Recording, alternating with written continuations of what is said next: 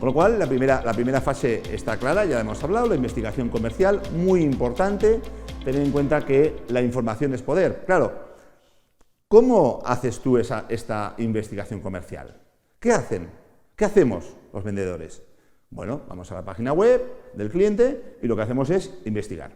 Pero claro, esto tiene un déficit, que es que el cliente pone todas sus bondades en las páginas web, no pone ninguna miseria. Con lo cual, tú tienes que controlar y saber y conocer las miserias que tiene el cliente para luego restregárselas. ¿Bien? Y para esto tienes que tener información. Y para tener información tienes que ir a casa del cliente a investigar cuáles son esas miserias que tiene. Con lo cual, tú puedes investigar en redes sociales, hoy en día es una mina de datos muy importante, la prensa, radio, televisión, en qué medios sale ese cliente, qué preocupaciones tiene. Si tú quieres conseguir un patrocinador en un evento, si estás montando un evento y quieres que sea tienes que conocer cuáles son los valores que tiene ese patrocinador, dónde se mueve, qué hace. De tal modo que tú esto luego lo empaquetes en tu visita y se lo vendas. Revistas y luego visitas a departamentos de prospectos. Esto es lo más importante. Cuando tú estás en la visita, vas a diferentes departamentos, si es una industria, y vas investigando cuáles son esas miserias no solucionadas. Normalmente los departamentos de las empresas no están muy interconectados, con lo cual la comunicación no fluye hacia arriba, hacia el CEO. Con lo cual muchas veces el CEO desconoce muchos de los problemas que se producen. Después están herramientas de inteligencia estratégica, inteligencia competitiva, que hay empresas que se dedican a hacer investigaciones para segmentar tu target de clientes. Claro, esto también es muy importante, porque tú ahora te plantearás y dirás, oye, yo no segmento. Te sorprenderías en que grandes empresas no realizan segmentación y tienen una visión demasiado optimista de la realidad. Y esta visión tiene que ver con pensar que su producto lo puede consumir todo el mundo, con lo cual invierten una cantidad de recursos ingentes en dirigirse a la masa crítica enorme, en lugar de dirigirse a su segmento y ser bueno en su segmento, y que ese segmento se convierta en un apóstol tuyo y te venda a ti. Preparación mental. Trabajamos optimismo, trabajamos la virtud más importante del carácter en un vendedor. Los mejores vendedores del mundo son muy optimistas. En mis cursos hago test de optimismo oficiales de la Universidad de Pensilvania y alguna otra universidad también, de la de California. Son 2 test que te miden el nivel de optimismo y también os enseño, y te enseño a ti que me estás viendo, a pensar de manera optimista. ¿Por qué es importante el optimismo? Porque los mejores vendedores del mundo, y esto hay estudios y estadísticas, incluso deportistas y empresarios de riesgo, se forman en optimismo. Y digo empresarios de riesgo porque todas las empresas que requieran una gran presión, que requieran una gran energía y que sufras un gran desgaste, como son el mundo de los emprendedores, el mundo de los vendedores, el mundo de los creativos, publicitarios, todo este tipo de profesiones requieren personas optimistas, e incluso empresas norteamericanas y españolas han empezado a hacerlo también, seleccionan a sus candidatos en base a test de optimismo. Con lo cual, si no piensas de manera optimista, se puede entrenar. Ese es el buen mensaje. Existen técnicas para aumentar. Después están las fortalezas personales también. ¿En qué eres bueno? Pues también, según la Universidad de Pensilvania, hay otro test en el cual te ayudan a decir que si tú eres capaz de aplicar tus 5 primeras fortalezas de 24 en tu trabajo como vendedor, te vas a salir en el mapa. Y no solamente te vas a salir en el mapa, sino que vas a dejar tu huella personal en el cliente en base a tus fortalezas personales. Cuando tú aplicas tus fortalezas personales en tu trabajo como vendedor, te retroalimentas positivamente, quieres seguir vendiendo porque estás disfrutando con lo que estás haciendo y se forma un círculo virtuoso sin fin, infinito. Claro, nosotros no sabemos en qué somos buenos, porque le preguntamos a mi madre, ¿en qué soy bueno? Eres muy majo, eres muy simpático. Bien, pero esto no vale en ventas. Tú tienes que saber en qué eres bueno y aplicarlo en tu trabajo. No todo el mundo tiene que ser como soy yo, por ejemplo, para vender. Puede ser de manera diferente.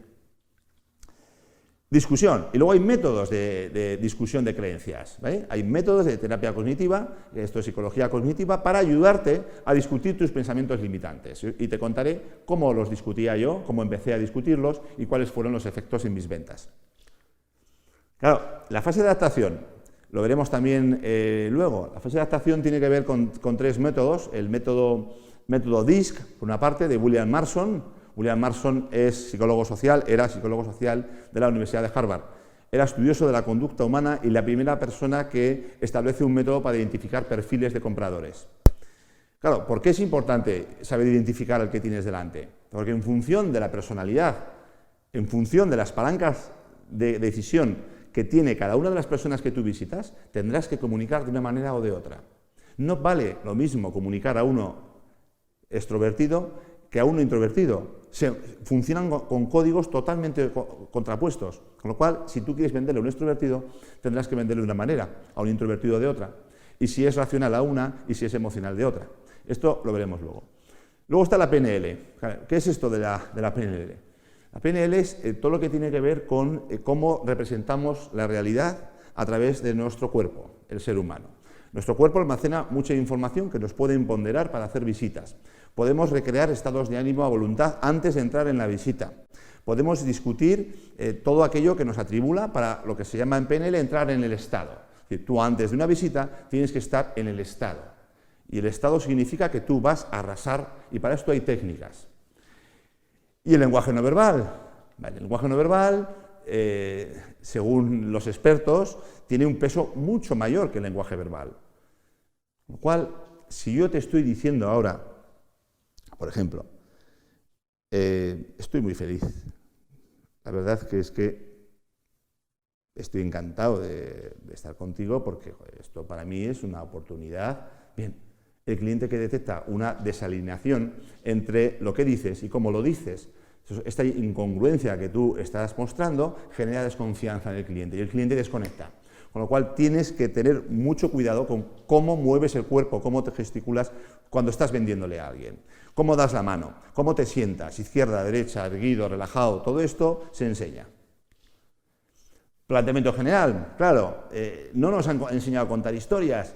¿Cuáles son los TEDs que más dinero han recaudado en el mundo? Los TEDs son unos eventos cuyo claim es Ideas que Inspiran, que se hacen por todo el mundo, la sede la tienen en Toronto, Canadá, y tienen que ver con ponencias inspiradoras de diferentes temáticas. Bien, pues los TEDs que más dinero han recaudado para causas sociales, los TEDs que más visitas han tenido en la historia, los TEDs que más han impactado en la sociedad, tienen en común una serie de características. Todas esas características, a lo largo del itinerario, las iremos viendo. El storytelling de datos, claro, si tú tienes que dar datos porque tu producto es complejo, o incluso siendo simple, tienes que dar datos, ¿no? Hay maneras creativas de dar los datos. Hay maneras muy creativas, incluso no necesitas dar datos en ocasiones ni con una pantalla, ni con un ordenador, ni con un PowerPoint, ni con nada. Tú puedes dar datos de manera visual. ¿Cómo lo haces? Propuesta de valor, ya hemos hablado en base a lo que eres tú, a tu persona, para diferenciarte lo que yo llamo de los vendedores fotocopia.